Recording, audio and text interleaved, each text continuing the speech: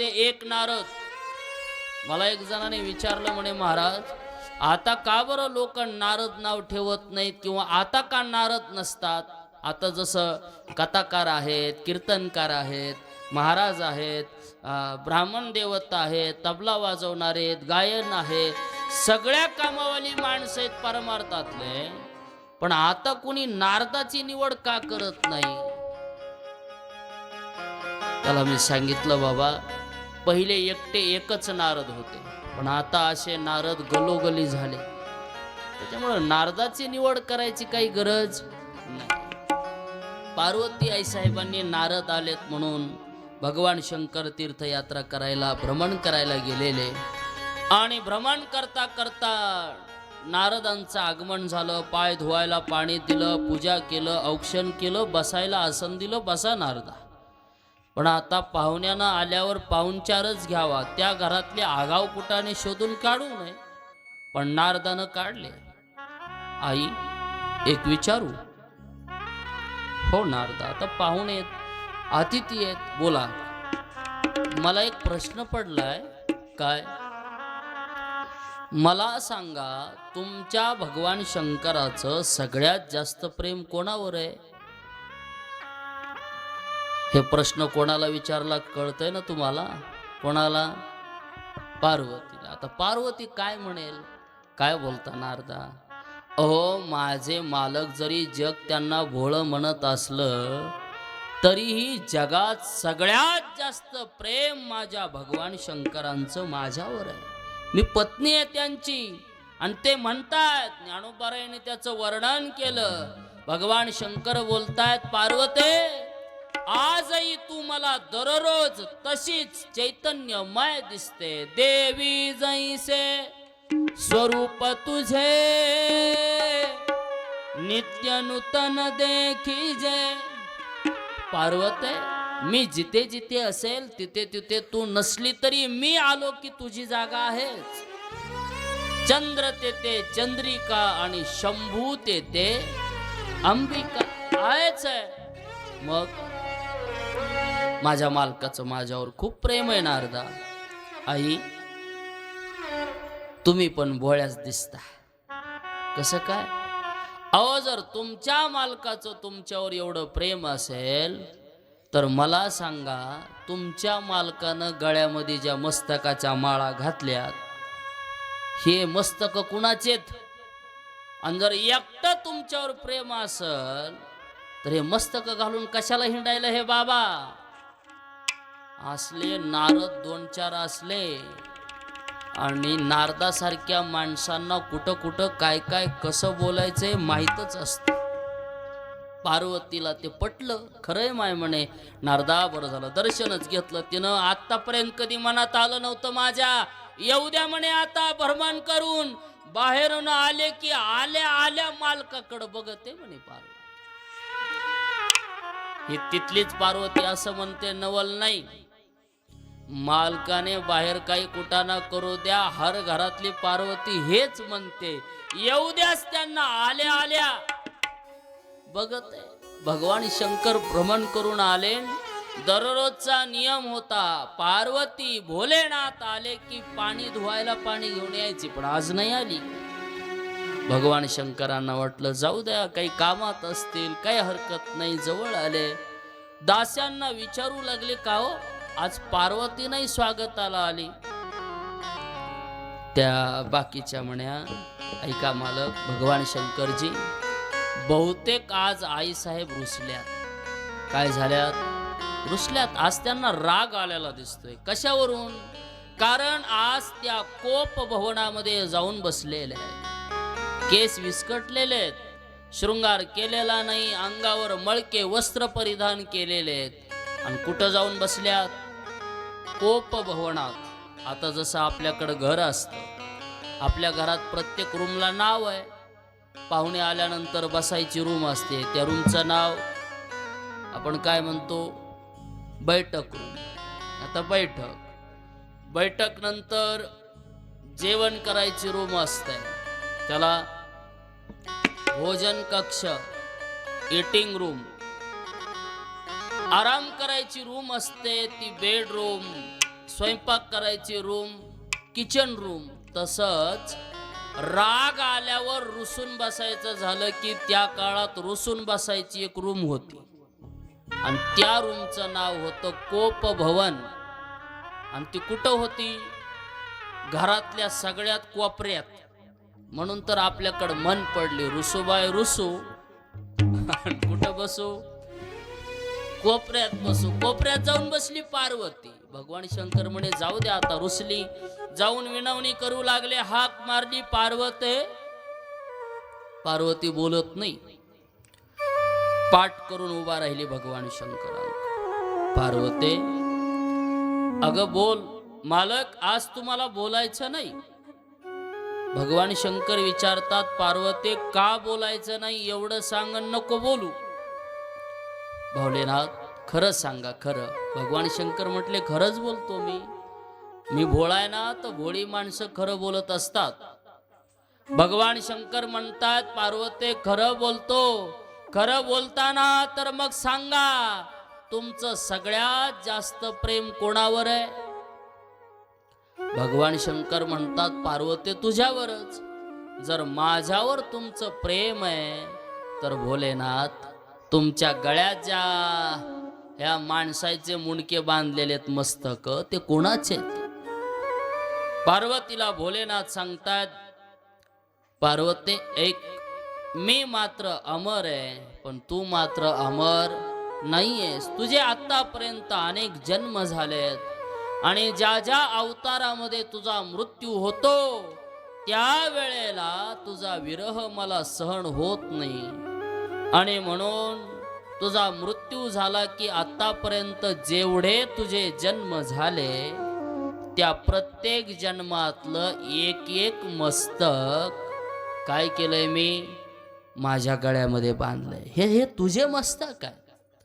भोलेनाथ, पतिदेव, जर तुम्ही अमर असाल आणि मी अमर नाही हे कसं शक्य आहे? तुम्ही तर अर्धांगिनी मानता, मग मला हे अमर करा. पार्वती बोलते, मला अमर करा. भगवान शंकर म्हणतात, पार्वती त्याच्याकरता कथा ऐकावी लागते, परमार्थ करावा लागतो. भोलेनाथ जेव्हा म्हणतात तेव्हा पार्वती म्हणते, मीही कथा ऐकते. अगं अशी कथा ऐकता येत नाही, एकांतात जावं लागतं. पार्वती म्हणे एकांतात जाते. पार्वती उपवास करावा लागतो. भगवान शंकर म्हटल्यानंतर पार्वती म्हणते, मी उपवास करते, त्याग करते. चला मालक, तुम्हीही मला कथा सांगा. भगवान शंकराने पार्वतीला घेतलं, वनामध्ये आले. वनात आल्यानंतर भगवान शंकर कथा सांगू लागले. ऐकू कोण लागलं? पार्वती समोर बसलेले. पहिला स्कंद झाला, वा वा पतिदेव किती गोड कथा. दुसरा स्कंद संपला, वा किती गोड कथा. पण बिचारी घरून येताना जरा जास्तच जेवण करून आले होते. कथा ऐकता ऐकता मन कथेत रमलन, जे डोळा लागला. पार्वती, भगवान शंकर बोले, अरे कथा तर चालू आहे, पण ऐकणारे श्रोते मात्र काय झालेले आहेत? झोपलेले आहेत. श्रोता एकच होती, पार्वती. बघितलं पार्वती, अगं काय झोपते की काय? नाही, डोळे झाकून कथा ऐकते म्हणे. एक लक्ष दे, आता इथून पुढे तुला झोप येऊ नये म्हणून आपण मधला मार्ग काढू. काय काढायचं? एखादी गोष्ट तुला आवडली, एखादा कथाचा भाग आवडला की तू अधून मधून काय द्यायचा? हुंकार द्यायचा. हा, वा, छान, बोला, सांगा, असं तू अधून मधून काय द्यायचा? हुंकार द्यायचा. चालू झाली कथा. आता तिसरा स्कंद संपला, 14 स्कंद संपला. हुंकार देता देता देता आता झोप कशाची आवरते? पार्वतीला अजून डोळा लागला. पण कथेचं सामर्थ्य एवढं महान होतं की बाजूलाच एक म्हणे मरून पडलेला पक्षी होता. कथेच्या शब्दाने मेलेल्या पक्षामध्ये प्राण आला आणि पार्वती झोपी गेली. कथा कोण ऐकू लागलं? पक्षी. पक्षी. आणि पार्वतीच्या जाग्यावर पक्षी हुंकार देऊ लागला. हा, बोला, हा, एकदा भगवान शंकरानं डोळे झाकलेले, हुंकारावर कथा भगवान शंकर सांगू लागले. 12 स्कंद संपले, डोळे उघडले. डोळे उघडून पाहिल्याबरोबर समोर पार्वती देवी, पण कशा? झोपलेल्या. उठवलं भोलेनाथ, पार्वते डोळे उघड. समाधी लागली का काय कथेनं? कशी होती कथा? मालक फार सुंदर गोड कथा होते, पण एक झालं हो. काय? आरतीच ऐकली आणि मग आरती कोणी ऐकली काय माहिती माय, मला तर डोळा लागला म्हणजे. मेलेल्या पक्षाने कथा ऐकली. भगवान शंकरांना वाईट वाटलं, माझी पत्नी अमर झाली असती, पण पक्षाने जर हुंकार दिला नसता तर पार्वतीला जाग करता आलं असतं. पक्षाच्या मागे त्रिशूळ सोडलं, तोच पक्षी ऐकलेली सगळी कथा धावत धावत धावत व्यास महाराजांच्या अरणीमध्ये प्रवेश केला आणि त्याच अरणीच्या गर्भात प्रवेश केल्यानंतर ते बाळ 1 वर्ष नाही, 2 वर्ष नाही, 3 वर्ष नाही, 12 वर्ष आईच्या गर्भात राहिलो. शेवटी आईने नमस्कार केला, मालकाला सांगितलं, मालक अहो हे कोण आहे? किती दिवस गर्भामध्ये मी धारण करायचं, गर्भवासाचं दुःख किती दिवस सहन करणार, हे अजून बाहेर येत नाही. आता ते पोरगच होतं कोणाचं? ब्राह्मणाचं. त्यांना ज्ञान होतं, त्याने आतून हात जोडले आणि हात जोडून नमस्कार केला आणि बाहेरच्या बाबांना बोलू लागला. व्यास महाराज विचारतात, बाबा तू कोण आहेस? ते आतलं पोरग म्हणतंय, बाबा मी कोणीही नाही, नाह मनुष्यो नच देव यक्षो. बाबा मी देव नाही, मी राक्षस नाही, मी मानव नाही, मग अहम ब्रह्मास्मी, मी एक शुद्ध स्वरूप तत्व स्वरूप भगवान परमात्मा आहे, मी देव आहे. काय बाबा मग बाहेर का येत नाहीस? बाबा नको नको, हे माया फार विचलित आहे. बाहेर आलो तर बाहेर आल्यानंतर लोक माझं नाव ठेवणार. गर्भात असतं तेव्हा बाळाला नाव नसतं. काय नसतं? नाव नसतं. इथं आल्यावर आपण नाव ठेवतो. काय ठेवतो? नाव. ज्ञानोबाराय म्हणतात, ठेविलेनी नावे ओ देत उठी. बाळाला आपण नाव देतो. बरं, एका बाळाला एकच नाव असतं असंही नाही. मग काही काही माणसांना 3-3 नाव आहेत. लहानपणी बबल्या, जरा थोडा तरुण झाला की काय बबलू, पुन्हा त्याचं शाळेतलं नाव. हे ज्याच्या त्याच्या नावाचे प्रकार आहेत. नावं 3 आहेत की माणसं 3 आहेत? कसं? नाव 3 आहेत. आपल्या देहाला दिलेलं नाव आहे, ह्या आत्म्याला नाव नाही. काय नाही? नाव नाही. हे जी चमडा आहे, चमडा, ही एक गाडी आहे, गाडी. या गाडीचं नाव आहे अमुक अमुक नाव. इथं आल्यावर व्यवहार चालण्याकरता तुम्हाला दिलेलं नाव आहे. आपण म्हणतो हे नाव माझं आहे, तुमचं नाव नाहीच आहे. तुमच्यासारख्या नावाचे जगात कितीतरी लोक आहेत. मग तुमच्या या देहाला दिलेलं नाव आहे, ते तुमच्या आत्म्याचं नाव हे शुद्ध आहे, शुद्ध. त्याला काही नाव नाही. कितीतरी जन्म घेतला असाल, कितीतरी देहामध्ये प्रवेश केला असेल. म्हणून बाबा मला नको इसके कारण शुकदेवने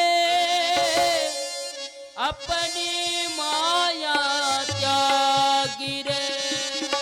महाराजांनी त्याचं वर्णन केलं. सगळ्या खेळामध्ये हे ब्राह्मणाचं पोर ह्या खेळात काय झालं म्हणे, भिल महाराज. ब्राह्मणाचे पोर एका खेळासी भ्याले, ब्राह्मणाचे पोर एका खेळासी भ्याले, ब्राह्मणाचे पोर एका खेळासी भ्याले, ब्राह्मणाचे पोर एका खेळासी भ्याले. 12 वर्षे लपाले रे, 12 वर्षे लपाले रे. कापत कापत बाहेर आले, कापत कापत बाहेर आले. नागवेची पळून गेले रे, नागवेची पळून गेले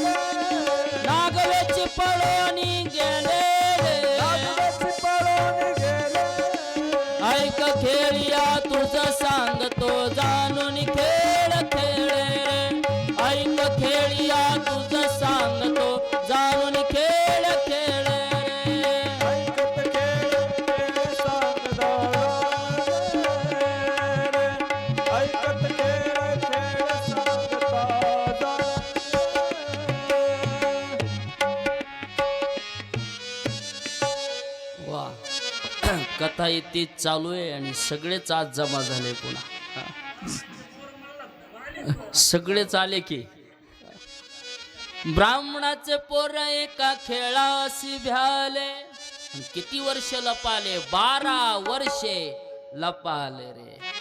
शेवटी विनंती केली बाबा अरे आईकडे पहा तुझ्या मातेला त्रास होतोय. हात जोडून बाळ 12 वर्षाचे प्रगट झाले. प्रगट झाल्याबरोबर वडिलांचं सुद्धा तोंड पाहिलं नाही. ते कापत कापत बाहेर आले. अंगावर वस्त्र नाहीये. त्याच निर्वस्त्र अवस्थेमध्ये शुकदेव भगवान वनामध्ये तप करण्याकरता निघून गेले. नागवेची पळोनी गेले रे. शेवटी व्यास हाक मारतायत शुका हे शुका पण नाही थांबत नाहीत. आणि मग वनामध्ये तप केलं आणि एके दिवशी शब्द कानावर पडले. कोण आहे हा? अहो शुकदेव भगवान हे भागवताचा श्लोक आहे असं हे ऐकलं पाहिजे. ज्ञान गिळोनी गावा गोविंद गा. शुकदेव भगवान विचार करतायत आज मी ब्रह्मीभूत असेल ज्ञानी असेल परंतु मला मात्र भक्तीचा अनुभव घ्यायचा आहे. याच्याकरता तुम्ही किती ज्ञानी आहेत त्याच्यापेक्षा तुमचा देवाबद्दलचा भाव किती आहे ते महत्वाचं आहे. म्हणून तर तुकोबाराय म्हटले देवा नको मला ब्रह्मज्ञान नको आत्मस्थिती भाव नको. मग काय पाहिजे? नको ब्रह्मज्ञान आत्मस्थिती भाव.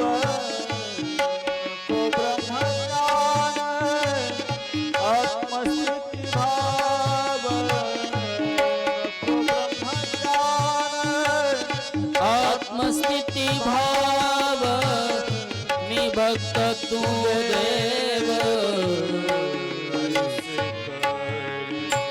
मी भक्त तू देव. ऐसे करी नको ब्रह्मज्ञान आत्मस्थिती भाव. नको ब्रह्मज्ञान आत्मस्थिती भाव.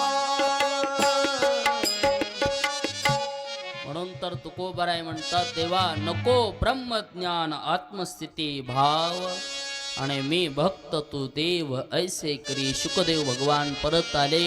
आपल्या वडिलांकडून या शुकशास्त्राची भागवताची संहिता घेतली आणि संहिता घेतल्यानंतर तेच ज्ञान जगाला प्रकट करण्याकरता पुन्हा शुकदेव भगवान वनामध्ये गेले. आणि हीच कथा शुकाचार्य महाराजांनी कोणाला सांगितली?